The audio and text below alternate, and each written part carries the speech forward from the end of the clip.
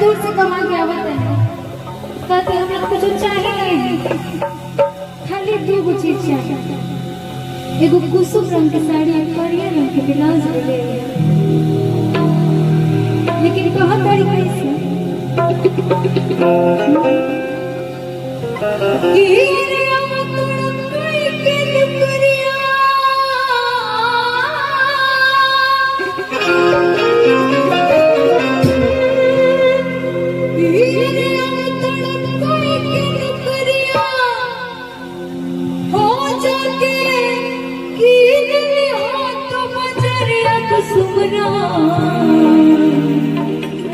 अरे सरिया राजा जी हो बिलाजे करिया राजा